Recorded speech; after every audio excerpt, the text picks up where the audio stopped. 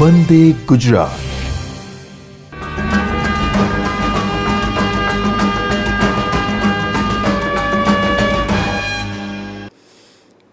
નમસ્કાર વિદ્યાર્થી મિત્રો, આજે આપણે NCERT અભ્યાસક્રમ આધારિત પ્રકરણ નંબર 9 ઘન પદાર્થના યાંત્રિક ગુણધર્મોનો બાયસેકની મદદથી સમજવાનો પ્રયત્ન કરીશું. ઘન પદાર્થના યાંત્રિક ગુણધર્મોમાં આપણે ગયા લેક્ચરમાં અમુક ટોપિક્સ જોયા હતા. એમાં આપણે જોયું હતું ઘન પદાર્થોની સ્થિતિસ્થાપક વર્તુળક, ઘન પદાર્થોના ગુણધર્મો, અને એમાં આપણે પ્રતિબળ અને વિકૃતિની વ્યાખ્યા આપી હતી. પ્રતિબળ અને વિકૃતિના પ્રકાર જોયા હતા, હુકનો નિયમ જોયો હતો. આ બધા જ ટોપિક આપણે ગયા લેક્ચરમાં પતાવી દીધા હતા. આજે આ સેશનમાં આપણે જોઈશું પ્રતિબળ અને વિકૃતિ વચ્ચેનો વક્ર. એના પછી આપણે જોઈશું સ્થિતિસ્થાપક અંકની વ્યાખ્યા, સ્થિતિસ્થાપક અંકના પ્રકારો, અને એમાં યંગ મોડ્યુલસની વ્યાખ્યા અને યંગ મોડ્યુલસના અમુક દાખલા આપણે ગણીશું, અને યંગ મોડ્યુલસને પ્રાયોગિક રીતે મેળવવાની પદ્ધતિ વિશે અભ્યાસ કરીશું. આ ટોપિકની શરૂઆત કરીએ એ પહેલાં ગયા લેક્ચરમાં આપણે જે વસ્તુ ભણ્યા એનું એક નાનું રિવિઝન લઈ લઈએ. કારણ કે એ ટોપિક જો એનો કન્સેપ્ટ તમને ક્લિયર હશે ને તો જ આ ટોપિક ભણવાની તમને મજા આવશે. જો એનો કોન્સેપ્ટ તમને સહેજ પણ આછો પાતળો હશે ને તો આ ટોપિકમાં તમને કંઈ જ ખબર નહીં પડે. અને બહુ જ મજાનો ટોપિક છે. આજે તમે જે પણ ભણવાના છો એ બહુ જ મજાનો ટોપિક છે અને તમને ખરેખર બહુ જ ઇન્ટરેસ્ટિંગ લાગશે. તો આજના ટોપિક પ્રતિબળ વિરુદ્ધ વિકૃતિનો વક્ર ચાલુ કરીએ એ પહેલાં આપણે ગયા ટોપિકનું એક નાનું રિવિઝન લઈ લઈએ કે એમાં આપણે ભણ્યા હતા ઘન પદાર્થોની સ્થિતિસ્થાપક વર્તુળક. તો કોને કહેવાય સ્થિતિસ્થાપકતા? તો જ્યારે પદાર્થ પોતાનું મૂળ સ્વરૂપ ફરી ધારણ કરી લે છે ત્યારે આપણે એને શું કહીએ છીએ? કોઈ પણ વસ્તુ પર બાહ્ય બળ લગાડીએ અને બાહ્ય બળની અસર હેઠળ પદાર્થ વિરૂપણ પામે અને બાહ્ય બળ દૂર કરતાં પદાર્થ પોતાનું મૂળ સ્વરૂપ ફરીથી ધારણ કરી દે છે તો એને આપણે શું કહીએ છીએ? સ્થિતિસ્થાપક પદાર્થ. કોઈ પણ પદાર્થ ઉપર બળ લગાડતા જો પદાર્થ પોતાની મૂળ સ્થિતિ ફરીથી પ્રાપ્ત નથી કરતો તો એને આપણે કેવો પદાર્થ કહીએ છીએ? પ્લાસ્ટિક પદાર્થ.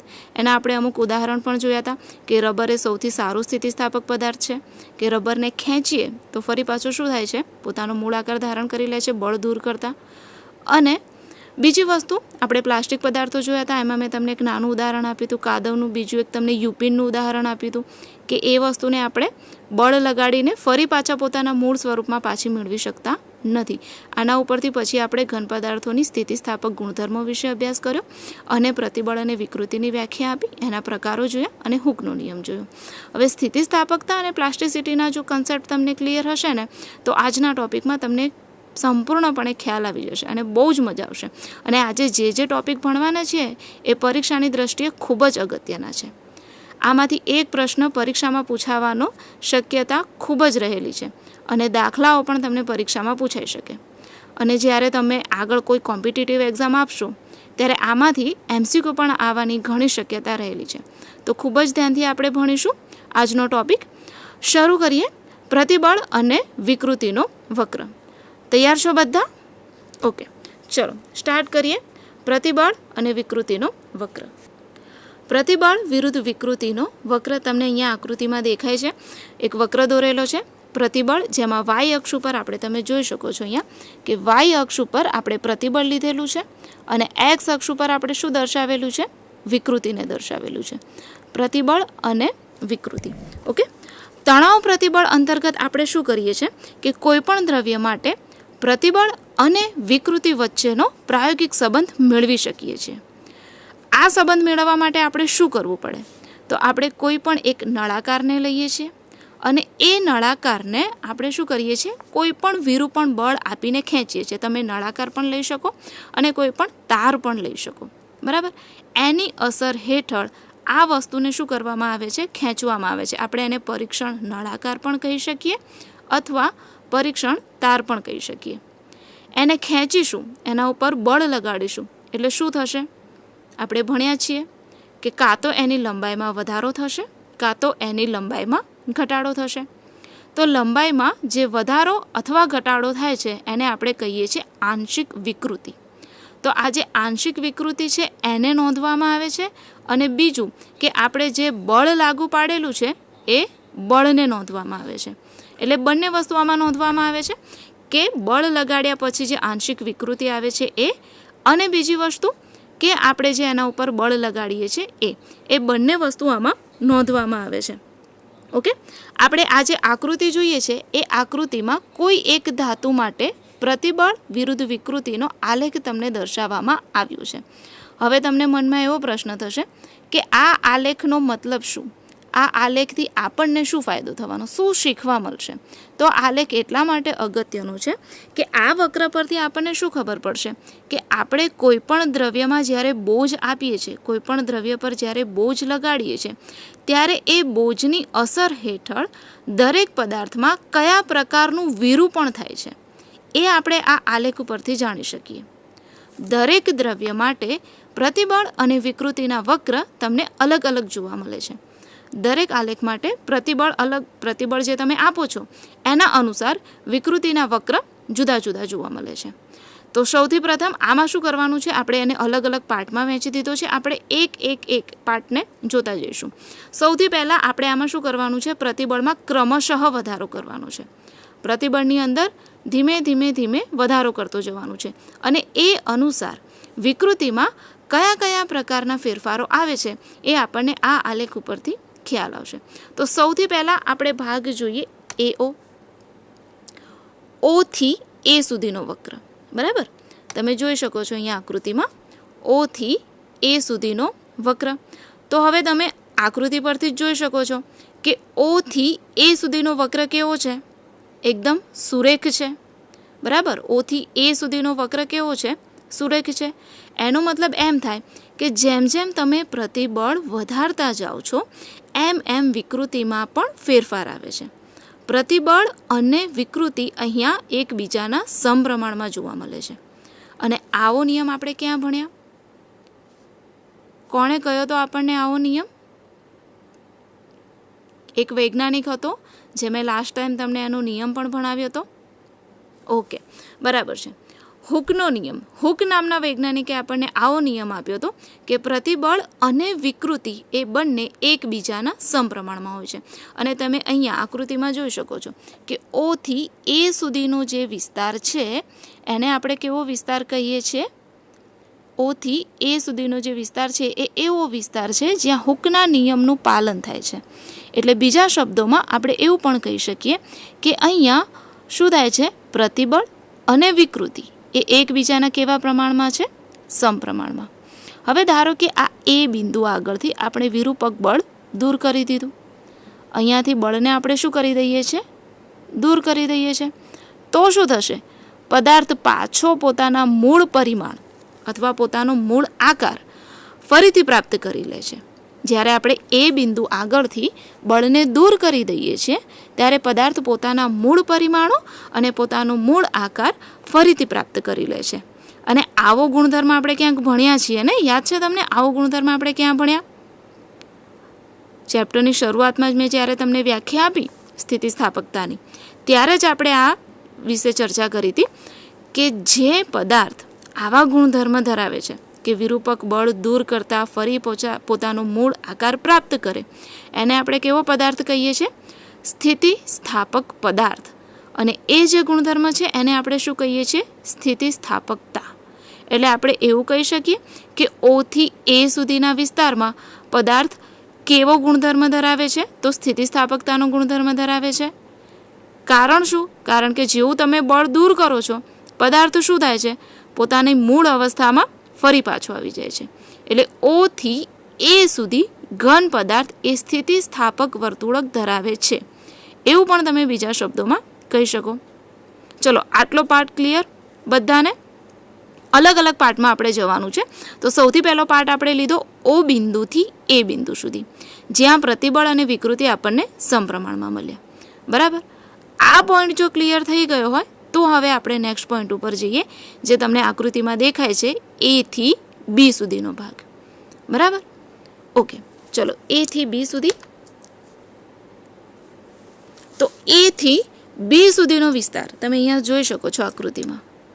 દેખાય છે એરો દ્વારા મેં તમને બતાવ્યો છે એ થી બી સુધીનો વિસ્તાર. તો એ થી બી સુધીના વિસ્તારમાં શું થાય છે? પ્રતિબળ અને વિકૃતિ એકબીજાના સમપ્રમાણમાં નથી. આમાં શું થાય છે કે પ્રતિબળ અને વિકૃતિ એ એકબીજાના સમપ્રમાણમાં જોવા મળતા નથી. એનો મતલબ શું થયો કે અહીંયા હુકના નિયમનું પાલન થતું નથી. છતાં પણ શું થાય છે, જ્યારે આપણે અહીંયાથી બોજને દૂર કરીએ છીએ અથવા વિરૂપણને દૂર કરીએ છીએ ત્યારે શું થાય છે? પદાર્થ પોતાના મૂળ પરિમાણ ફરીથી પ્રાપ્ત કરી લે છે. ભલે હુકના નિયમનું પાલન ના થતું હોય છતાં પણ આ બિંદુ આગળથી, અહીંયા બી બિંદુ આગળથી જ્યારે આપણે બળને દૂર કરીએ છીએ, બોજને જ્યારે આપણે હટાવી લઈએ છીએ ત્યારે ફરી પાછો પોતાનો મૂળ આકાર, પોતાનું મૂળ પરિમાણ પદાર્થ પ્રાપ્ત કરી લે છે. એટલે અહીંયા પણ આપણે એવું કહી શકીએ કે પદાર્થ સ્થિતિસ્થાપકતાનો ગુણધર્મ ધરાવે છે. એવું કહી શકાય આપણાથી? હા કે ના? ઓકે. એટલે તમે ઇન શોર્ટ એવું કહી શકો કે ઓ થી એ બિંદુ સુધી અને એ થી બી બિંદુ સુધી, ત્યાં સુધી પદાર્થની સ્થિતિસ્થાપક વર્તુળક હોય છે. અહીંયા તમને આકૃતિમાં લખીને જ બતાવ્યું છે કે ઓ થી એ સુધી પદાર્થની વર્તુળક કેવી હોય છે? સ્થિતિસ્થાપક વર્તુળક. અને જે એ બિંદુ છે ને એને આપણે કહીએ છીએ સપ્રમાણતાની હદ. જ્યારે તમે પરીક્ષામાં લખો ત્યારે દરેક બિંદુના નામ દર્શાવવા ફરજિયાત છે. એ બિંદુને આપણે કહીશું સપ્રમાણતાની હદ. સપ્રમાણતાની હદ એટલા માટે કારણ કે આ હદ સુધી જ પ્રતિબળ અને વિકૃતિ એ એકબીજાના સમપ્રમાણમાં જોવા મળે છે. એના પછી એ બંને એકબીજાના સપ્રમાણમાં નથી. એટલે એક લિમિટ આવી જાય છે, એક હદ આવી જાય છે કે આ હદથી જો તમે આગળ જાઓ તો પ્રતિબળ એ વિકૃતિના સમપ્રમાણમાં નથી. એટલે એ જે બિંદુ છે એને આપણે શું કહી દઈશું? સપ્રમાણતાની હદ. અને જે બી બિંદુ છે એને આપણે કહીએ છીએ આધીન બિંદુ. બી બિંદુને આપણે શું કહીએ છીએ? આધીન બિંદુ. વક્રમાં બી બિંદુ આધીન બિંદુ છે અને એને આપણે શું કહી શકીએ ખબર છે? સ્થિતિસ્થાપકતાની હદ પણ કહી શકીએ. બંને શબ્દો તમે આપી શકો. સ્થિતિસ્થાપકતાની હદ કેમ? જેમ મેં સપ્રમાણતાની હદની વ્યાખ્યા આપી એવી રીતે તમે સ્થિતિસ્થાપકતાની હદની વ્યાખ્યા આપી શકો. બી બિંદુને સ્થિતિસ્થાપકતાની હદ કેમ કહેવામાં આવે? એનું કારણ એક જ છે, કારણ કે ખાલી બી બિંદુ સુધી જ પદાર્થ કેવી પરિસ્થિતિમાં રહે છે? સ્થિતિસ્થાપક પરિસ્થિતિમાં. એનાથી આગળ તમને પદાર્થની સ્થિતિસ્થાપક વર્તુળક જોવા મળતી નથી. એના કારણે આધીન જે બિંદુ છે એને બીજા શબ્દોમાં આપણે સ્થિતિસ્થાપકતાની હદ પણ કહી શકીએ. દેખાય છે તમને એરો દ્વારા? બી બિંદુ એનું નામ છે આધીન બિંદુ અથવા સ્થિતિસ્થાપકતાની હદ. જે તમને યાદ રહે એ તમે તમારી રીતે લખી શકો છો. હવે અહીંયા જે પ્રતિબળ આપ્યું છે ને એને આપણે એક સ્પેશિયલ નામ આપ્યું છે આધીન પ્રતિબળ અથવા આધીન પ્રબળતા. બંને શબ્દો તમે આપી શકો. અહીંયા જે આપણને પ્રતિબળ મળે છે એ આપણે કેવું પ્રતિબળ છે? આધીન પ્રતિબળ અથવા આધીન પ્રબળતા, જેને સિગ્મા વાય તરીકે પણ ઓળખવામાં આવે છે. કારણ કે જે આધીન પ્રબળતા છે ને એને ઇંગ્લિશમાં કહેવામાં આવે છે યીલ્ડ સ્ટ્રેન્થ. એના નામ ઉપરથી આપણે એને ઇંગ્લિશમાં સિગ્મા વાય પણ કહી શકીએ. ઓકે. હવે શું થશે? મેં તમને પહેલાં પણ કહ્યું કે આપણે શું કરવાનું છે કે પ્રતિબળને ક્રમશઃ વધારવાનું છે. પ્રતિબળને શું કરવાનું છે? એકદમ ધીમે ધીમે ધીમે ક્રમશઃ વધારતા જવાનું છે. તો આપણે સૌથી પહેલાં શું કર્યું? ઓ થી એ બિંદુ સુધી વધાર્યું, પછી એ થી બી બિંદુ સુધી વધાર્યું. હવે આપણે થર્ડ પાર્ટ કયો આવવો જોઈએ? બી થી ડી બિંદુ સુધીનો અથવા બી થી સી બિંદુ સુધીનો. પણ આમાં કેવું થાય છે ખબર? કે જ્યારે તમે બોજને હવે એક સહેજ પણ વધારશો ને, જેમ જેમ હવે તમે બોજને વધારતા જશો ને એમ એમ શું થતું જશે કે પ્રતિબળના નાના ફેરફાર માટે પણ વિકૃતિમાં બહુ જ મોટો ફેરફાર તમને જોવા મળશે. પ્રતિબળમાં તમે એક નાનો ફેરફાર કરશો ને તો પણ સામે તમને વિકૃતિમાં બહુ જ મોટો ફેરફાર જોવા મળશે.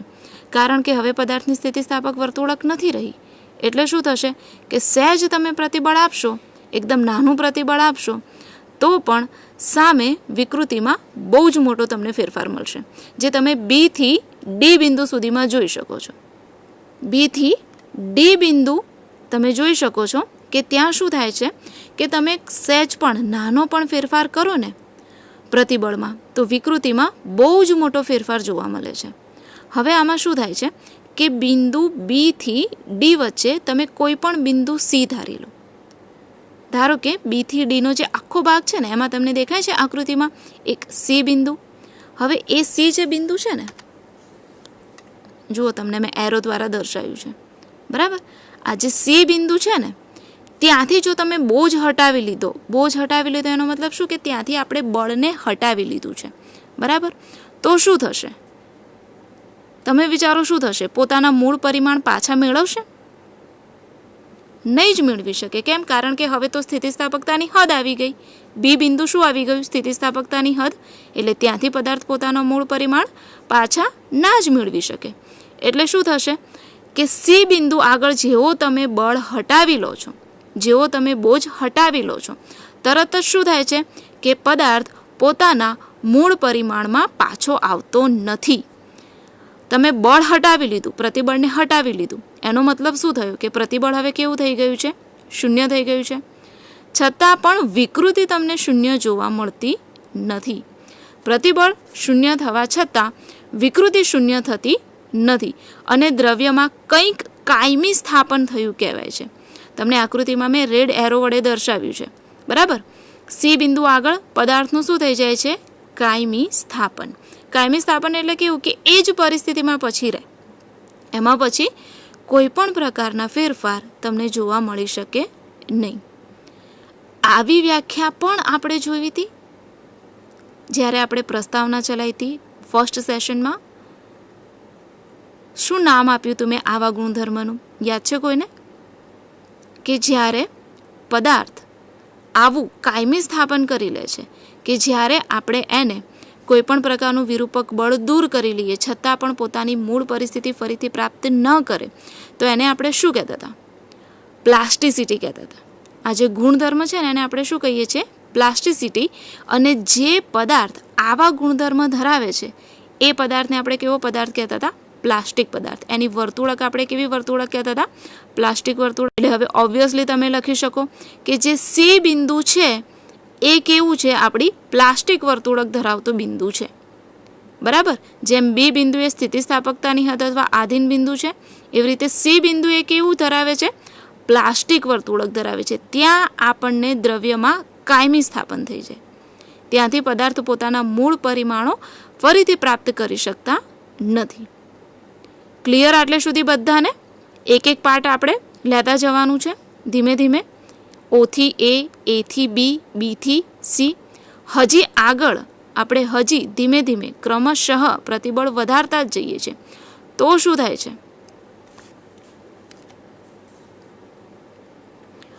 જોઈ શકો છો તમે, આવા વિરૂપણને આપણે કેવું વિરૂપણ કહીએ છીએ? પ્લાસ્ટિક વિરૂપણ. હવે જે ડી બિંદુ છે, ડી બિંદુ જે તમે આકૃતિમાં જોઈ શકો છો, ડી બિંદુ દેખાય છે બધાને રેડ એરો વડે? ડી બિંદુ. આ જે ડી બિંદુ છે ને એને આપણે કહીએ છીએ અંતિમ તણાવ પ્રબળતા. એને આપણે શું કહીએ છીએ? અંતિમ તણાવ પ્રબળતા. બી થી સી સુધી જઈએ છીએ ત્યાં પ્લાસ્ટિક વર્તુળક, અને હજી આપણે જ્યારે આગળ જઈએ છીએ ત્યારે શું આવી જાય છે? અંતિમ તણાવ પ્રબળતા. ડી બિંદુથી પણ આપણે હજી વધારે આગળ જઈએ તો શું થઈ જશે? ઈ બિંદુ આવશે. અને ઈ બિંદુને આપણે શું કહીએ છીએ? Fracture point.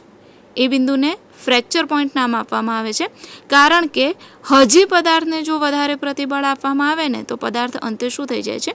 તૂટી જાય છે. એટલા માટે એ બિંદુને શું કહેવામાં આવે છે? Fracture point.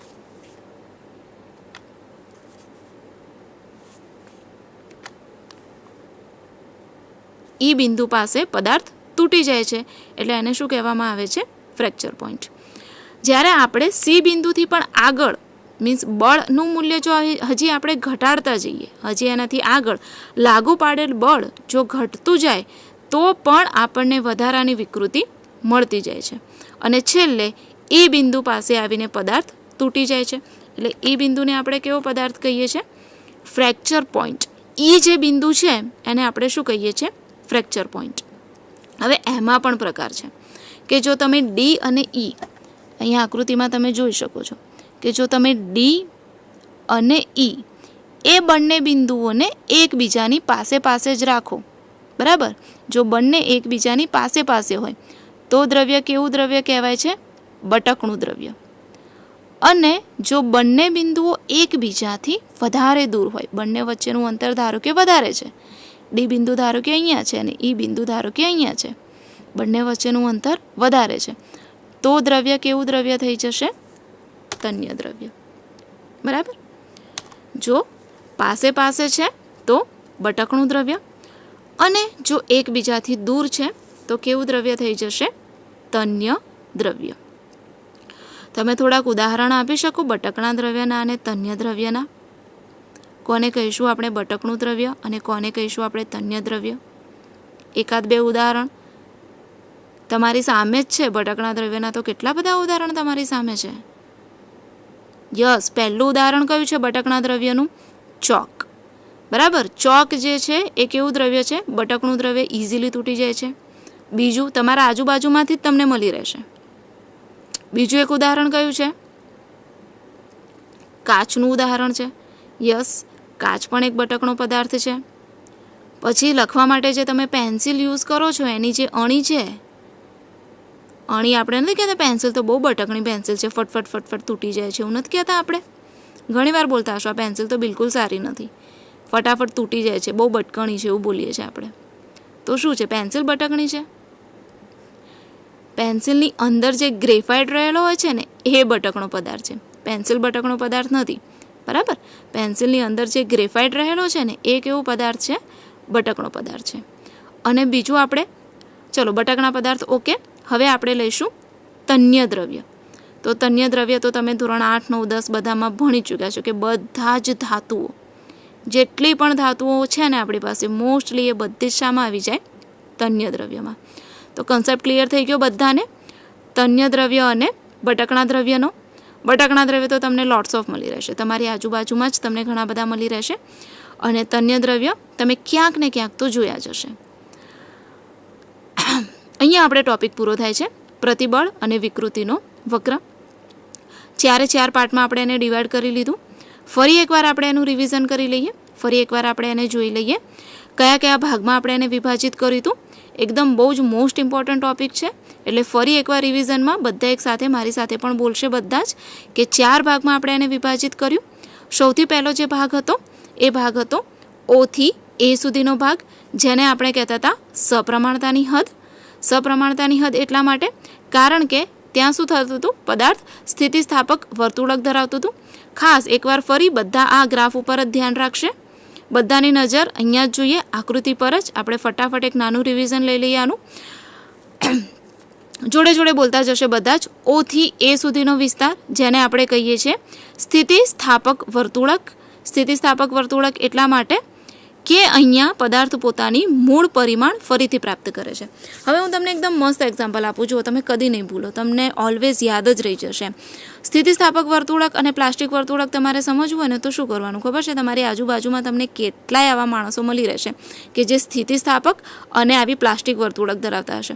તમે જોજો, કોક વાર તમે છે ને કોકને ગુસ્સામાં કંઈક કહી દીધું હશે ને તો એ શું કરશે ખબર? આજે કીધું ને કાલે ભૂલી જશે, ફરી પાછા એવા ને એવા. તમે જેવી રીતે એમની સાથે વાત કરીએ છે ને, પહેલા દિવસે જ તમે લાઈક સ્કૂલમાં આવ્યા છો અને પહેલા દિવસે તમે તમારા કોઈ ફ્રેન્ડને મળ્યા છો તો કેટલા આમ મસ્ત રીતે એકબીજાને મળો કે હા નવી ફ્રેન્ડશિપ છે, આ છે તે છે એમ. અને પછી વચ્ચે કંઈક બબાલ થઈ, કંઈક ઝઘડો થયો તો શું થશે? અમુક ફ્રેન્ડ એવા હશે ને કે બધું ભૂલી જશે અને ફરી પાછા જેવા તમે ફર્સ્ટ ડે ફ્રેન્ડ હતા ને એવા ને એવા થઈ જશે. એને કેવા પદાર્થો કહેવાય? પદાર્થો તો ના કહી શકાય, એને એવા વ્યક્તિ કહેવાય કે એ સ્થિતિસ્થાપક વર્તુળક ધરાવે છે. તમે બળ આપો ને ત્યારે એમાં વીરું પણ ઉત્પન્ન થાય. થોડાક ટાઈમ બને આમ ઝઘડી એકબીજા જોડે અબોલા, જોવાનું નહીં સામે, ઓલ ધેટ ચાલ્યા કરે. પણ પછી શું થાય?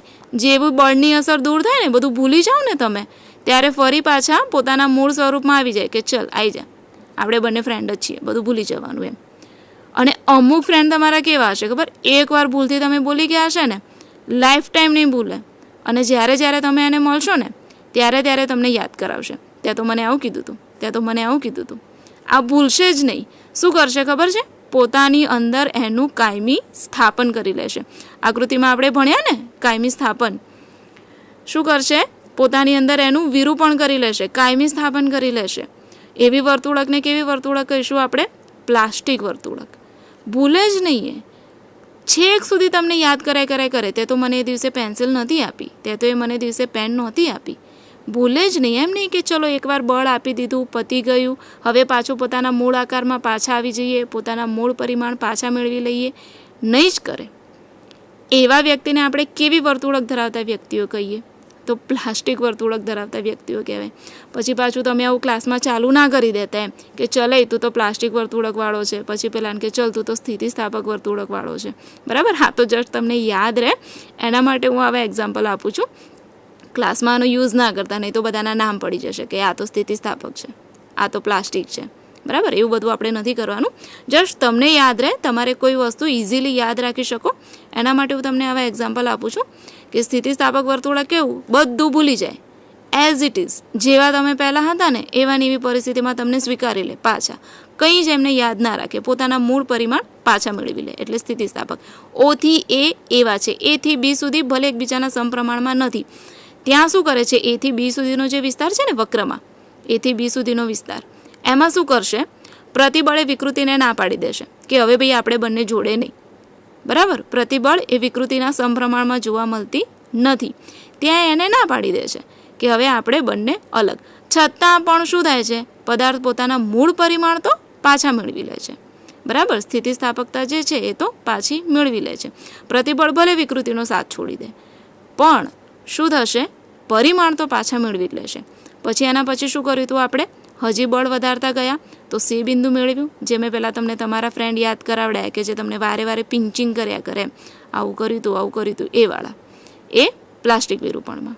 પછી ડી બિંદુ, જે તો આપણી અંતિમ પ્રબળતા આવી જાય છે. બરાબર? હજી એનાથી આગળ તો પદાર્થ તૂટી ગયો, ફ્રેક્ચર પોઈન્ટ. ઓકે? એમાં પાછા બે પ્રકાર તમારે યાદ રાખવાના. ડી અને ઈ નજીક એકબીજાની પાસે તો બટકણું દ્રવ્ય. એનું એકાદું એક્ઝામ્પલ તમારે લખવું હોય તો લખી શકો તમે પરીક્ષામાં, કે ભાઈ ચોક છે કે પછી કાચ છે, એવા કોઈ પણ એક્ઝામ્પલ તમે લખી શકો. અને તન્ય દ્રવ્ય, તે તો તમારે બધી જ ધાતુઓ જે તમારે લખવી હોય એ બધી જ વસ્તુઓ તમે લખી શકો. ક્લિયર બધાને આટલે સુધી? હવે મને નથી લાગતું કે કોઈને કંઈ પણ કન્સેપ્ટ વાઇઝ કોઈ પ્રોબ્લેમ હોય. હજી આ વસ્તુને જો તમારે ડિટેલમાં ભણ્યું ને તો તમને એક મસ્ત વિડીયો બતાવું તો તમને એકદમ ક્લિયર થઈ જશે. આ વિડીયોમાં આપણે શું જોઈશું હું તમને જોડે જોડે સમજાવતી જઈશ, પણ પહેલાં હું તમને કહી દઉં કે વિડીયોમાં આપણે શું જોવાનું છે. એક સ્ટીલનો સળિયો છે આપણી પાસે, અને એ સ્ટીલના સળિયાને આપણે શું કરીએ છીએ? પ્રતિબળ આપીને ખેંચીએ છીએ. તો કાં તો લંબાઈ વધશે કાં તો લંબાઈ ઘટશે. એ તમે જોઈ લેશો વિડીયોમાં કે શું થાય છે, લંબાઈમાં વધારો થાય છે કે લંબાઈમાં ઘટાડો થાય છે. અને પછી શું થશે? ધીમે ધીમે ધીમે ખેંચતા છેલ્લે ફ્રેક્ચર પોઈન્ટ આવી જશે, એટલે પદાર્થ તૂટી જશે. બરાબર છે? આ વસ્તુ મજા પડશે તમને જોવાની વિડીયોમાં. આમ તો બધાને કન્સેપ્ટ ક્લિયર થઈ જ ગયો છે, પણ કોઈ પણ વસ્તુને જો તમે વિઝ્યુઅલી જુઓ ને તો તમને એનો વધારે આઈડિયા આવે. એટલે આજે આ ટોપિક આપણે ઘરે જઈએ ને પહેલાં મોઢે કરીને જ જવાનું છે. બધા પોઈન્ટ્સ મને લાગે છે ત્યાં સુધી તમને યાદ રહી ગયા છે, પણ લાસ્ટમાં આપણે એક વિડીયો પણ જોઈ લઈએ તો તમને વધારે આઈડિયા આવી જાય. રેડી છો બધા વિડીયો જોવા માટે? ઓકે, ચલો બધાનું ધ્યાન સ્ક્રીન પર જ હોવું જોઈએ. દેખાય છે અહીંયા તમને એક પ્રતિબળ વિરુદ્ધ વિકૃતિનો વક્ર. આ સ્ટ્રેસ જે છે એને આપણે કહીએ છીએ પ્રતિબળ, અને સ્ટ્રેન જે છે એને ગુજરાતીમાં આપણે કહીશું વિકૃતિ. જુઓ, આને ખેંચ્યો શરૂઆતમાં, જે મેં તમને કીધું હતું ને, ઓથી એ સુધીનો વિસ્તાર જે આપણે બોલ્યા ને હવે દેખાશે. આને ખેંચ્યો તો જો stress is proportional to strain. પ્રતિબળ એ વિકૃતિના સમપ્રમાણમાં. કયો નિયમ? હુકનો નિયમ.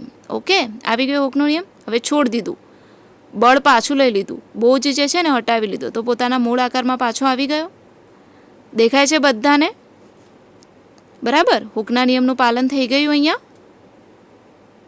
ઓકે, હજી બળ લગાડો, હજી પ્રતિબળ વધારો ધીમે ધીમે ધીમે, તો શું થશે? પ્રતિબળ વિકૃતિના સમપ્રમાણમાં નહીં, પણ છોડો અહીંયાથી. જ્યારે આપણે અહીંયાથી છોડીશું, બોજને દૂર કરી દઈશું, ત્યારે શું થશે? જુઓ તમે આકૃતિમાં અહીંયા દેખાશે, આવી ગયો પોતાના મૂળ આકારમાં પાછો. અહીંયા પદાર્થ પોતાના મૂળ આકારને શું કરે છે? ફરી પ્રાપ્ત કરી લે છે. હજી આપણે કીધું હતું ને આધીન બિંદુ, યીલ્ડ પોઈન્ટ જેને કહીએ છીએ આપણે, બી બિંદુ, યીલ્ડ પોઈન્ટ, હજી ખેંચવામાં આવે છે. હજી પ્રતિબળ વધારે કર્યું, તો શું થશે? બહુ જ મોટા પ્રમાણમાં વિકૃતિ. નાના બળ માટે પણ મોટા પ્રમાણમાં વિકૃતિ જોવા મળે છે. જોઈ શકો છો તમે અહીંયા. હવે બળ દૂર કર્યું તો પોતાનો મૂળ પરિમાણ ફરી પ્રાપ્ત કરતા નથી. જુઓ તમને થોડીક સળિયાની લંબાઈ શું થઈ? વધી ગઈ. હજી આપણે બળ લગાડીએ છીએ. તો શું થયું? જુઓ, બ્રેક થઈ ગયું, તૂટી ગયો અહીંયા. ક્લિયર? શું કહીશું આપણે આને?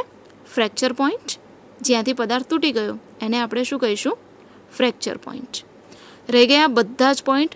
સ્ટેપ બાય સ્ટેપ સમજશો ને તો આ આલેખ યાદ રાખવામાં તમારે સહેજ પણ તકલીફ નહીં પડે. તમને બહુ જ મસ્ત રીતે આખો આલેખ યાદ રહી જશે. અને જ્યાંથી તમે આ વિડીયો જોયો છે એટલો તો તમને યાદ રહી જ જશે કે કયા કયા બિંદુએ બળ લાગે છે. બસ એ બિંદુઓના નામ યાદ રાખો અને બસ એના વિશે થોડું વર્ણન કરી દો. ફાવે બધાને? ક્લિયર? આ ક્લિયર હોય ને તો આપણે પછી નેક્સ્ટ ટોપિક પર સ્વિચ ઓવર કરીએ, જેનું નામ છે ઇલાસ્ટોમર. શરૂઆતમાં આપણે ભણ્યા ને કે રબર જેવા જે પદાર્થ હોય એને શું થાય છે કે એમાં બહુ જ મોટા પ્રમાણમાં તમે વિકૃતિ ઉત્પન્ન કરી શકો. એ એકદમ પ્યોર ઇલાસ્ટિક પદાર્થ છે, બહુ જ પ્યોર સ્થિતિસ્થાપક પદાર્થ છે. એટલે એમાં તમે બહુ જ મોટા પ્રમાણમાં શું કરી શકો? વિકૃતિ ઉત્પન્ન કરી શકો. હવે આ જે પ્રતિબળ અને વિકૃતિ છે ને એમાં આપણે એક નવો ટોપિક પણ એડ થાય છે જેને આપણે કહીએ છીએ ઇલાસ્ટોમર. નવું નામ છે તમારા માટે ઇલાસ્ટોમર, પણ એ પણ બહુ જ મસ્ત ટોપિક છે. આ સમજ પડી હશે ને તો એ સમજવામાં કંઈ જ તકલીફ નહીં પડે. ઇલાસ્ટોમર, સૌપ્રથમ આપણે એની વ્યાખ્યા જોઈ લઈએ કે ઇલાસ્ટોમર પદાર્થ કોને કહેવાય. કે કોઈ પણ પદાર્થ ઉપર બહુ મોટા પ્રમાણમાં જ્યારે આપણે વિકૃતિ ઉત્પન્ન કરી શકીએ ને તો એવા પદાર્થને આપણે કેવો પદાર્થ કહીએ છીએ? ઇલાસ્ટોમર પદાર્થ. ક્યાંય જોયા તમે ઇલાસ્ટોમર પદાર્થ? તમારી આજુબાજુ કોઈના ત્યાં? નવું લાગે છે ને બધાને કે ઇલાસ્ટોમર જે પદાર્થ છે એ કેવા હશે? તમારા માટે એકદમ ન્યૂ છે. એવું નથી, તમે બહુ બધી વાર જોયા છે ઇલાસ્ટોમર પદાર્થો, ખાલી તમને ખ્યાલ નથી એનો. હમણાં હું એક્ઝામ્પલ આપીશ ને એટલે તમે તરત જ કહેશો કે હા મેમ, આ તો અમે જોયેલું જ છે, આ તો અમને ખબર જ છે. ઓકે, ઇલાસ્ટોમર નહીં આવડે કોઈને? ઓકે, ચલો. ઇલાસ્ટોમર એ શું છે ખબર છે? Vulcanised rubber. હવે વલ્કેનાઇઝ્ડ રબર એટલે શું? આ તમે બધા જે તમારા વ્હીકલ્સ હોય છે, સ્કૂટર છે કે કાર છે કે વોટ એવર, એના જે વ્હીલ્સ હોય છે, જે પૈડા હોય છે ને, એ જે રબરમાંથી બને છે ને, that is the best example of elastomer. એ ઇલાસ્ટોમરનું એક બેસ્ટ એક્ઝામ્પલ છે. અહીંયા જે આપણે ભણવાના છીએ ને એ શું ભણવાના છે કે હૃદયમાં રુધિર લઈ જતી જે મહાધમની છે ને એની સ્થિતિસ્થાપક પેશી માટે પ્રતિબળ વિરુદ્ધ વિકૃતિનો આલેખ આપણે જોવાનો છે. ઇલાસ્ટોમર મેં વ્યાખ્યા પહેલાં જ તમને આપી દીધી, ઇલાસ્ટોમરની વ્યાખ્યા. હવે જે આલેખ તમને દેખાય છે ને સ્ક્રીન ઉપર, પ્રતિબળ જે 10⁶ ન્યૂટન પર મીટર સ્ક્વેરમાં છે અને વિકૃતિ, આ પ્રતિબળ વિરુદ્ધ વિકૃતિનો જે આલેખ છે ને એ શાનો છે?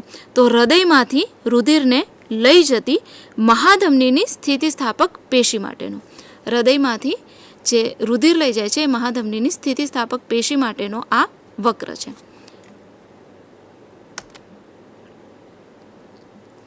હૃદયમાંથી મહાધમનીની સ્થિતિસ્થાપક પેશી માટેનો વક્ર.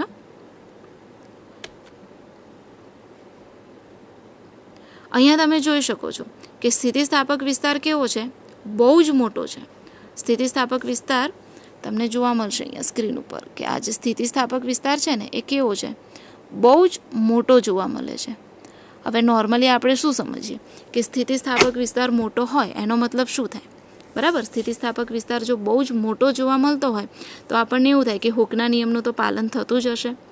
પણ અહીંયા સ્થિતિસ્થાપક વિસ્તાર બહુ જ મોટો હોવા છતાં આ વિસ્તારમાં હુકના નિયમનું પાલન થતું નથી. અને બીજી એક વસ્તુ એ કે આમાં તમે જુઓ આલેખમાં સ્ક્રીન ઉપર તમે જોઈ શકો છો ક્યાંય પ્લાસ્ટિક વિરૂપણ જોવા મળતું નથી. એક તો હુકનો નિયમ નથી, બીજું શું છે ક્યાંય તમને પ્લાસ્ટિક વિરૂપણ જોવા મળતું નથી. હવે તમે મને એક ક્વેશ્ચનનો આન્સર આપો કે સે સપોઝ પ્લાસ્ટિક વિરૂપણ જોવા મળતું હોત તો શું થાત? આ વિસ્તારમાં જો પ્લાસ્ટિક વિરૂપણ જોવા મળતું હોત તો શું થાત? સ્થિતિસ્થાપક વિસ્તાર બહુ મોટો છે ને, તો એ સારી વસ્તુ છે આપણા માટે કે પ્લાસ્ટિક વિરૂપણ હોવા જોતું હતું આમાં? ના હોવું જોઈએ ને. પ્લાસ્ટિક વિરૂપણ નથી એટલું સારું છે ને, તો હૃદયની શું હાલત થાય? બરાબર, મહાધમની એના આકારમાં પાછી જ ના આવે. પ્લાસ્ટિક વિરૂપણ હોય તો શું હાલત થાય હૃદયની? બરાબર, એટલે સ્થિતિસ્થાપક વિસ્તાર બહુ જ મોટો છે, બહુ જ સારું છે. અને જે તમારો પ્લાસ્ટિક વિરૂપણ છે એવું આમાં કંઈ જ જોવા મળતું નથી. એ પોતાનો આકાર ફરીથી પ્રાપ્ત કરી જ લે છે. બરાબર છે. કુદરતી જે રચના છે એ બહુ જ ફાઇન છે. તમારે આના દબાણને લગતી જો માહિતી મેળવવી હોય ને તો આપણે પ્રકરણ નંબર 5માં ડિટેલમાં એમાં ભણીશું. બરાબર છે. અત્યારે આપણે ખાલી આટલું જ સમજીએ કે જે હૃદયમાંથી મહાધમની જે રુધિરને લઈ જાય છે એના માટે સ્થિતિસ્થાપકનો વક્ર જે તમને સ્ક્રીન ઉપર દેખાય છે એ પ્રમાણેનો જોવા મળે છે. ઓકે ઓકે અહીંયા તમે જોયું કે હુકના નિયમનું પાલન થતું નથી. બીજી એક વસ્તુ, વ્યાખ્યા મેં જે તમને શરૂઆતમાં કીધી,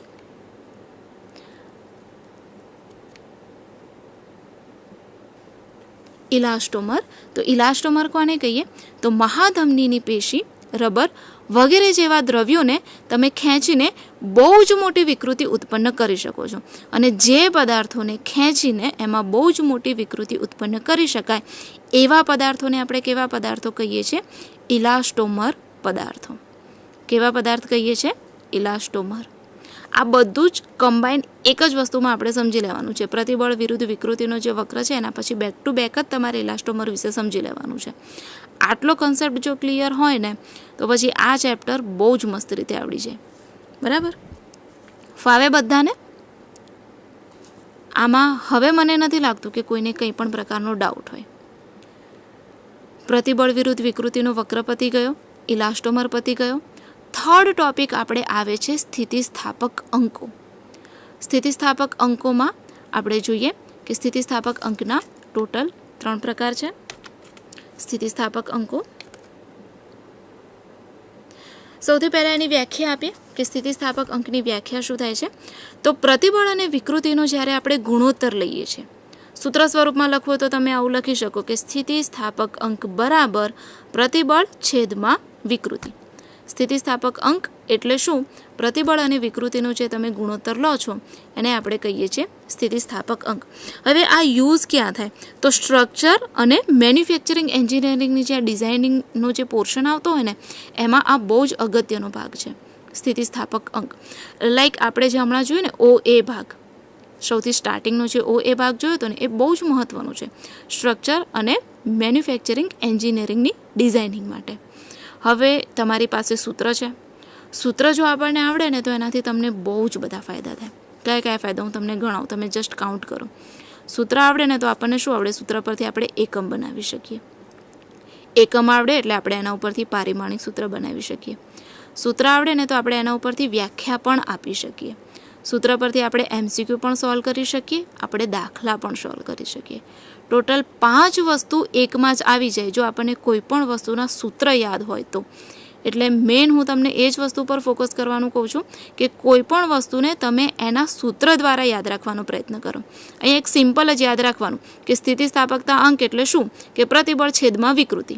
એટલે એના ઉપરથી તમે વ્યાખ્યા આપી શકો કે પ્રતિબળ અને વિકૃતિના ગુણોત્તરને આપણે સ્થિતિસ્થાપક અંક કહીએ છીએ. કંઈ જ ગોખવાની જરૂર ના પડે, સિમ્પલી આપણને યાદ રહી જાય. બરાબર, હવે તમારી પાસે સૂત્ર છે તો એકમ તો ઓબ્વિયસલી તમને મળી જ જવાનું છે. સ્થિતિસ્થાપક અંકનો એકમ શું થશે? ન્યૂટન પ્રતિ મીટરનો વર્ગ અથવા બીજો એનો એકમ છે પાસ્કલ. હવે ન્યૂટન પ્રતિ મીટર સ્ક્વેર કેમ? કારણ કે વિકૃતિ તો પરિમાણ રહિત રાશિ છે. આપણે ભણ્યા હતા લાસ્ટ સેશનમાં કે વિકૃતિ એટલે શું? જો તમે પ્રધાન વિકૃતિ અથવા સંગત વિકૃતિ લો તો શું થશે? ડેલ્ટા L છેદમાં L એટલે ઉપર પણ લંબાઈ છેદમાં પણ લંબાઈ. તો એ શું થઈ જશે? એકમ રહિત અથવા પરિમાણ રહિત. એટલે જે સ્થિતિસ્થાપક અંકનો એકમ છે ને એ કોના બરાબર થશે? પ્રતિબળના એકમ બરાબર. અથવા બીજો એનો એકમ શું થઈ જાય છે? પાસ્કલ. તમારા માટે એકચ્યુઅલી તો ઇઝી થઈ ગયું એમ કે એક જ વસ્તુનો તમારે યુનિટ યાદ રાખવાનું રહેશે. એક જ વસ્તુનો એકમ તમે યાદ રાખો ને હજી આગળ પણ તમે ભણશો ને તો એમાં પણ તમારે સેમ પ્રતિબળનો જ એકમ આવશે. એટલે તમારે આમ તો ઇઝી થઈ ગયું કે એક સૂત્ર ઓછું થઈ ગયું એમ. એક પારિમાણિક સૂત્ર યાદ રાખવાનું ઘટી ગયું કારણ કે બંનેના તમારે કેવા આવી ગયા? સેમ આવી ગયા. વિકૃતિ તો બહુ ડાયું છે બિચારું, એ તો પોતે પરિમાણ રહી જ છે. તમને એમ કહે છે કે ચલો મેં તો તમને છુટ્ટી આપી કે તમારે મારું પારિમાણિક સૂત્ર યાદ રાખવાની જરૂર છે નહીં. અને બીજું તમારે આવે છે પ્રતિબળ, એ તો છે જ એકમ ક્ષેત્રફળ દીઠ ઉદ્ભવતું પુનઃસ્થાપક બળ. તો બળ છે ન્યૂટન, ક્ષેત્રફળ છે મીટર સ્ક્વેર. અથવા બીજો એકમ તમે આનો એ પણ આપી શકો, આ MKS એકમ છે. CGSમાં તમે એનો શું એકમ આપી શકો? ન્યૂટન છેદમાં મીટરનો વર્ગ. બરાબર, બીજું એકમ તમે એ આપી શકો. તો એના પરથી પારિમાણિક સૂત્ર તમારે એકદમ ઇઝીલી બની જાય. ફાવે 1 માર્ક્સ MCQમાં પૂછાઈ શકે. પણ હવે NCERT સિલેબસમાં તમારા MCQ નીકળી ગયા છે, હેતુલક્ષી આવવાના છે. તો હેતુલક્ષીમાં કદાચ તમને પૂછાઈ શકે કે સ્થિતિસ્થાપક અંક માટેનું પારિમાણિક સૂત્ર જણાવો. તો ઇઝીલી તમે લખી શકો M0 L-1 T-2. ઓકે, હવે સ્થિતિસ્થાપક અંક જે છે એને આપણે 3 ભાગમાં વિભાજિત કરીએ છીએ. પહેલો ભાગ છે યંગ મોડ્યુલસ, બીજો ભાગ છે આકાર સ્થિતિસ્થાપકતા અંક અને ત્રીજો ભાગ છે કદ સ્થિતિસ્થાપકતા અંક. બરાબર, ટોટલ 3 ભાગમાં એનું ડિવાઇડેશન છે.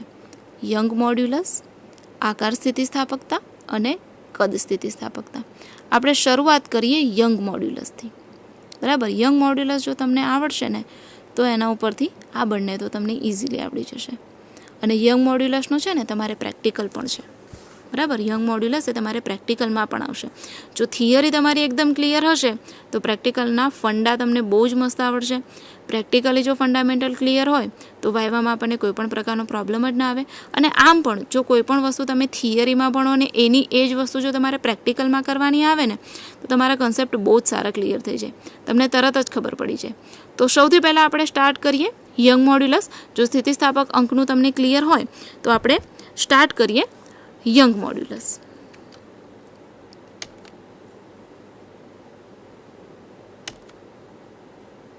યંગ મોડ્યુલસની વ્યાખ્યા તમને આપવામાં આવી છે કે તણાવ પ્રતિબળ અને સંગત વિકૃતિના ગુણોત્તરને આપણે કહીએ છીએ યંગ મોડ્યુલસ. તમને બધાને એમ થશે કે હમણાં શું મેડમ આવું ભણ્યા સ્થિતિસ્થાપકતામાં કે પ્રતિબળ અને વિકૃતિનો ગુણોત્તર યંગ મોડ્યુલસ, અને ફરી તમે એનું એ લઈને આવ્યા. તમને પણ એમાં આમાં કંઈક ફરક દેખાય છે, કંઈક નાનો ફેરફાર? એમ વ્યાખ્યા નો ડાઉટ સેમ છે. બરાબર, કે પ્રતિબળ અને વિકૃતિનો જ ગુણોત્તર લેવાનો છે. તો તમે તો ટીચર તમે તો એનું એ જ ભણાવો છો અમને. પણ એવું નથી. તમે જુઓ આમાં તમને એક સહેજ ફેરફાર દેખાય છે. કયો ફેરફાર છે દેખાય છે? જે પ્રતિબળ છે ને આપણે કયું પ્રતિબળ લઈએ છીએ?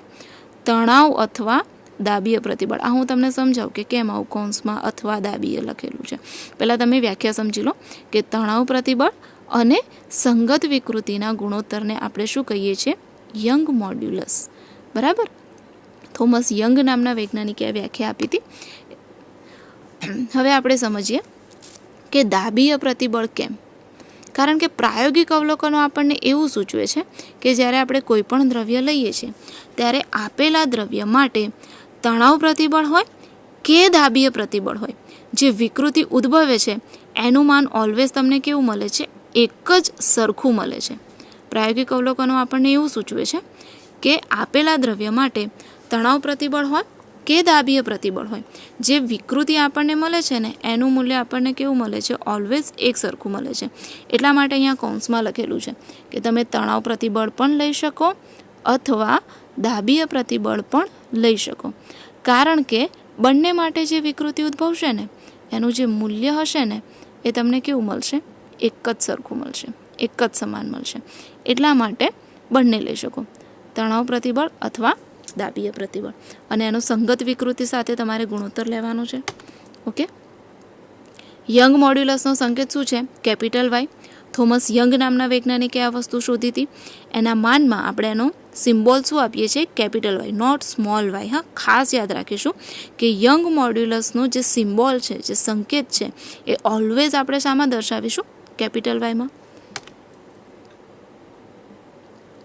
ફરી ફાયદામાં રહી ગયા એનો એ જ એકમ જે સ્થિતિસ્થાપક અંક માટે લીધો, જે પ્રતિબળ માટેનો લીધો. કારણ વિકૃતિ તો પરિમાણ રહિત રાશિ છે એટલે એનો કોઈ એકમ જ નથી આવવાનો. તો યંગ મોડ્યુલસનું એકમ ન્યૂટન પ્રતિ મીટર સ્ક્વેર. CGSમાં જો તમે લો તો ડાઇન પ્રતિ સેન્ટીમીટરનો સ્ક્વેર, અથવા શું થઈ જશે તમારે? પાસ્કલ. ત્રણેયમાંથી ગમે તે તમે લઈ શકો. હવે એનું પારિમાણિક સૂત્ર તે તો હવે ગોખાઈ ગયું, ઊંઘમાંથી ઉઠાડીને પૂછો તો પણ આવડી જાય. પારિમાણિક સૂત્ર શું થઈ જશે? M1 L-1 T-2. ત્રણ વસ્તુના પારિમાણિક સૂત્રો તમારે એક સરખા થયા. હા, તમે સહેજ પણ કન્ફ્યુઝ ના થતા. પ્રતિબળ, સ્થિતિસ્થાપક અંક અને યંગ મોડ્યુલસ, ત્રણેયના તમારે સૂત્ર કેવા થઈ ગયા? એક સમાન. બીજી એક વસ્તુ તમે જોઈ, દરેક વસ્તુના 3 ભાગ હતા. તમે જોયું કે પ્રતિબળ જ્યારે આપણે ભણતા હતા ને ત્યારે પ્રતિબળમાં શું થતા હતા, એના પણ આપણે અલગ અલગ પ્રકાર જોતા હતા કે એના લંબાઈમાં વધારો થાય કે તો તણાવ પ્રતિબળ, જો લંબાઈ ઘટી જાય તો આપણે એને શું કહેતા હતા? દાબીય પ્રતિબળ, આકાર પ્રતિબળ, એવી રીતે વિકૃતિના પણ અલગ અલગ પ્રકાર જોતા હતા. એટલે તમારે ઓલવેઝ શું યાદ રાખવાનું ખબર છે? એના ભાગ પ્રમાણે જ એને યાદ રાખવાનું કે પ્રતિબળ છે તો એના આટલા પ્રકાર, વિકૃતિ છે તો એના આટલા પ્રકાર, સ્થિતિસ્થાપક અંક છે તો એના આટલા પ્રકાર. દરેકનું છે ને જાણે પોતાનું એક ફેમિલી હોય ને એ પ્રમાણે યાદ રાખવાનું. કોઈનામાં મિક્સ ના થવું જોઈએ. અહીંયા એવું યાદ રાખવાનું કે ભાઈ દરેકને છે ને પોતાના 3 છોકરા છે. તમારે કેવું કે તમારા ફેમિલીમાં લાઈક તમારા મામા છે કે તમારા કાકા છે કે તો એમનું ફેમિલી તમે કેવું યાદ રાખો કે ના ભાઈ આ તો મારા મામાના જ છોકરા, આનું ફેમિલી આખું અલગ, આ મારા કાકાના છોકરા, એમનું આખું ફેમિલી અલગ. એવી રીતે આ સ્થિતિસ્થાપક અંક છે ને એમાં એનું ફેમિલી 3થી બને. એક તો એમાં યંગ મોડ્યુલસ આવે, આકાર આવે અને કદ સ્થિતિસ્થાપકતા અંક આવે.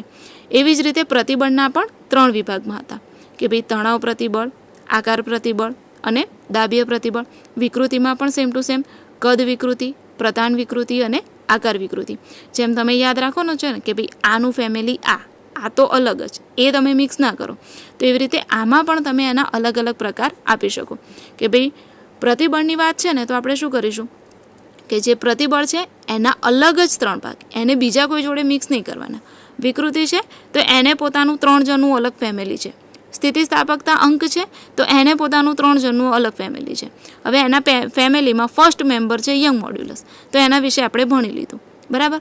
હવે યંગ મોડ્યુલસને છે ને તમને અહીંયા એક કોષ્ટક બતાવીશ, હમણાં સ્ક્રીન ઉપર આવશે તમારી કોષ્ટક. એ કોષ્ટકમાં દરેક ધાતુઓ માટે અલગ અલગ કિંમતો આપેલી છે. કોષ્ટક એક જોઈએ આપણે. ઓકે, એ પહેલાં આપણે આનું સૂત્ર તારવી લઈએ. બરાબર. તો પ્રતિબળ બરાબર શું થઈ જાય છે? સિગ્મા. પ્રતિબળને આપણે શાના વડે દર્શાવીએ છીએ? સિગ્મા વડે. અને જે વિકૃતિ છે એને આપણે શાના વડે દર્શાવીએ છીએ? એપ્સાયલોન વડે. તો યંગ મોડ્યુલસ વાય બરાબર આપણે આવું લખી શકીએ કે સિગ્મા અપોન એપ્સાયલોન. બરાબર, ગુણોત્તર જ લઈ રહ્યા છીએ ને, તો અહીંયા આપણે આવું લખી શકીએ કે વાય બરાબર શું થઈ જશે? Sigma upon epsilon. હવે તમને બધાને ખબર છે કે પ્રતિબળ માટેનું તો સૂત્ર શું છે? એકમ ક્ષેત્રફળ દીઠ ઉદ્ભવતું જે પુનઃસ્થાપક બળ, તો F/A. અને અહીંયા આપણે સંગત વિકૃતિ લીધી છે એટલે શું થઈ જશે? ΔL/L. આ તો નિયમ આપણે છેક નાના ધોરણોથી ભણતા આવ્યા છે કે છેદનો છેદ શું બની જાય? અંશ. તો અહીંયા શું આવી જશે? F/L/A/ΔL. ફરી એકવાર સૂત્ર રિપીટ કરું છું કારણ કે હવે આપણે આગળ છે ને આને રિલેટેડ દાખલા લેવાના છે. ત્યાં આગળ છે ને આ સૂત્ર આપણે ડાયરેક્ટ યુઝ કરવાનું છે. યંગ મોડ્યુલસ વાય બરાબર F/L/A/ΔL. બહુ જ ઇમ્પોર્ટન્ટ સૂત્ર છે આ દાખલાઓ માટે, સીધું જ ત્યાં યુઝ થશે. એક વસ્તુ બી આપણને ખબર હોય, F એટલે બળ, L એટલે લંબાઈ, A એટલે ક્ષેત્રફળ, ડેલ્ટા એટલે લંબાઈમાં થતો વધારો અથવા લંબાઈમાં થતો ઘટાડો. જે પણ આપણને આપેલું એમાં આપણે બહુ ચિંતા નહીં કરવાની. ફાવે બધાને? યંગ મોડ્યુલસ આનો પ્રેક્ટિકલ પણ તમે કરશો, પણ એ પહેલાં આપણે એક નાનો કોષ્ટક જોઈ લઈએ. ઓકે, દેખાય છે બધાને ક્લિયરલી સ્ક્રીન પર? એક કોષ્ટક આપેલો છે જેમાં સૌપ્રથમ બધા પદાર્થો લખેલા છે. અલગ અલગ પદાર્થો તમને દેખાતા હશે. એલ્યુમિનિયમ છે, તાંબુ છે, લોખંડ છે, સ્ટીલ છે, હાડકું છે. હાડકામાં આપણે 2 ભાગ પાડે છે, તણાવ અને દાબીય. અને એના માટે યંગ મોડ્યુલસની તમને કિંમત આપવામાં આવી છે. તો હવે જે યંગ મોડ્યુલસની કિંમત છે ને એ 10⁹ છે. એકમ તો આપણને ખબર છે ન્યૂટન પ્રતિ મીટર સ્ક્વેર, અને સિગ્મા વાય વડે દર્શાવ્યું છે. બીજું તમને એની સ્થિતિસ્થાપકતાની હદ આપેલી છે, અને લાસ્ટ જે છે એ તમને આપેલી છે એની તણાવ પ્રબળતા. એ 2 પર હમણાં આપણે એટલું ફોકસ નહીં કરીએ. મારે તમને જે સમજાવવું છે ને યંગ મોડ્યુલસ સમજાવવું છે, એટલે આપણે સૌથી પહેલાં એના ઉપર ફોકસ કરીશું. બરાબર. હવે તમે આ બધી રકમ છે ને એકવાર વાંચી જાઓ કે એલ્યુમિનિયમ માટે યંગ મોડ્યુલસ 70, તાંબા માટે 120, લોખંડ માટે 190, સ્ટીલ માટે 200. બરાબર. એક વસ્તુ તમે નોટ કરી કે આ બધા જ જે દ્રવ્યો છે ને, આ બધા જ જે છે ને એના ઉપરથી તમે શું જોઈ શકો કે ધાતુઓ માટે યંગ મોડ્યુલસ તમને કેવો જોવા મળે છે? વધારે જોવા મળે છે. ધાતુઓ માટેનો યંગ મોડ્યુલસ એ બહુ જ મોટો છે. હવે યંગ મોડ્યુલસ જ્યારે મોટો હોય ને ત્યારે શું થાય ખબર છે? આપણે લંબાઈમાં બહુ જ નાનો ફેરફાર કરવો હોય ને, બહુ જ સૂક્ષ્મ ફેરફાર કરવો હોય ને તો પણ બહુ જ મોટું બળ આપવું પડે. એનો એક ડ્રોબેક એ કહેવાય કે ભાઈ જ્યારે આપણે આવા દ્રવ્યોમાં એની લંબાઈમાં નાનામાં નાનો ફેરફાર કરવો હોય ને તો પણ આપણે બહુ જ મોટું બળ આપવું પડે. ઇન શોર્ટ તમે એવું પણ કહી શકો કે યંગ મોડ્યુલસ વધારે તો આપવું પડતું બળ પણ વધારે. કેમ એવું થાય કોઈ કહેશે મને કે કેમ એવું? કે ભાઈ આપણે યંગ મોડ્યુલસની કિંમત વધારે તો જે દ્રવ્યનું ફેરફાર કરવાનું છે, મીન્સ આપણે જે લંબાઈમાં ફેરફાર કરવો છે અને એના માટે જે આપણે બળ આપવું છે એ પણ વધારે આપવું પડે. તો હમણાં જે આપણે સૂત્ર ભણ્યા ને એની આપણે આમાં વાત કરવી પડે કે સૂત્રમાં આપણે શું ભણ્યા? y બરાબર F/a. એનો મતલબ શું થયો કે y અને a એ બંને કેવા છે? એકબીજાના સમપ્રમાણમાં. બરાબર? એટલે યંગ મોડ્યુલસ વધારે તો બળ પણ વધારે. આ વસ્તુને છે ને વધારે સારી રીતે સમજવા માટે તમને એક મસ્ત એક્ઝામ્પલ આપેલું છે. જુઓ કે આડછેદનું ક્ષેત્રફળ 0.1 સેન્ટીમીટર સ્ક્વેર ધરાવતા સ્ટીલના પાતળા તારની લંબાઈમાં 0.1% વધારો કરવો છે. કેટલો વધારો કરવો છે? 0.1%. આના માટે તમારે કેટલું બળ આપવું પડે? 2000 ન્યૂટન. હવે તમને એમ થશે કે આ કિંમત ડાયરેક્ટ ક્યાંથી આવી ગઈ? ડાયરેક્ટ નથી આવી. આપણે હમણાં આગળ સૂત્ર જોયું ને, y બરાબર F/a ગુણ્યા L/Δl. હવે જે Δl/L છે ને તમને ટકામાં અહીંયા આપી દીધું છે 0.1%. અને જે આડછેદનું ક્ષેત્રફળ છે એ તમને કેટલું આપેલું છે? 0.1 સેન્ટીમીટર સ્ક્વેર. સ્ટીલ માટે યંગ મોડ્યુલસ તમને અહીંયાથી મળી જાય 200 ગુણ્યા 10⁹ અથવા તમે એવું પણ લખી શકો કે 2.2 ગુણ્યા 10⁹. જેમ તમને ઠીક લાગે એમ તમે કરી શકો. ઓકે, તો એ કિંમતમાંથી તમે એફને સૂત્રનો કરતા બનાવી શકો. તો એમાંથી તમને આ કિંમત કેટલી મળી જશે? 2000 ન્યૂટન. ચલો આજે તમને એક હોમવર્ક આપી દઈએ કે તમારે આ વસ્તુ બધા માટે શોધીને લાવવાની છે. અહીંયા જેટલી બી ધાતુઓ તમને સ્ક્રીન પર દેખાય છે ને એ બધા માટે બળની કિંમત તમારે શોધીને લાવવાની છે. લંબાઈનો જે વધારો છે ને હું તમને કહી દઉં છું, આટલો જ રાખવાનો છે 0.1%. અને ક્ષેત્રફળ બી બધાનું સેમ જ રાખો. બરાબર? તમને છે ને સેમ આટલો આન્સર મળશે. એલ્યુમિનિયમ માટે 690 ન્યૂટન, પિત્તળ માટે 900 ન્યૂટન, તાંબાના તાર માટે 1100 ન્યૂટન. બરાબર? આટલું બળ જ્યારે તમે બધા ઉપર આપશો ને ત્યારે તમને શું થશે? અલગ અલગ પ્રકારની કિંમતો મળશે. નેક્સ્ટ ટાઈમ હું બધાનો હોમવર્ક ચેક કરીશ ને ત્યારે આ વસ્તુ જોઈશ કે ભાઈ બધાનો આટલો આન્સર આવે છે કે નથી આવતો. બધા એટલો પ્રયત્ન કરવાનો છે આજે તમારું હોમવર્ક. યસ, મેઇન પોઈન્ટ આપણો એ છે કે આપણને આના ઉપરથી શું જાણવા મળ્યું કે જેમ યંગ મોડ્યુલસ વધારે એમ બળ વધારે. તમે જુઓ કે સ્ટીલ માટે તમને કેટલું બળ મળે છે? 2000 ન્યૂટન જેટલું મળે છે. બરાબર? અને બીજા માટે તમે જુઓ ઓલમોસ્ટ એનું હાફ, અડધું જ મળે છે. એટલે આપણે એવું કહી શકીએ કે સ્ટીલ એ સૌથી વધારે સ્થિતિસ્થાપક છે. બરાબર? એટલે તમે જુઓ છો કે હેવી ડ્યુટી મશીન અને જે સ્ટ્રક્ચરલ ડિઝાઇનિંગ હોય છે ને એના માટે ઓલવેઝ આપણે સ્ટીલ પસંદ કરીએ છીએ. પછી લાકડું છે, હાડકું છે, કોન્ક્રીટ છે, કાચ છે, આ બધાને યંગ મોડ્યુલસ કેવા હોય છે? ઓછા. યંગ મોડ્યુલસ ઓછું તો આપવું પડતું બળ પણ ઓછું. તમે ઘરમાં પણ જોતા હશો મોસ્ટલી આપણા બધા જે સાધન હોય છે બધા શાના બનાવવામાં આવે છે? આના જ બનાવે છે. સ્ટીલના વાસણો જ બનાવવામાં આવે છે.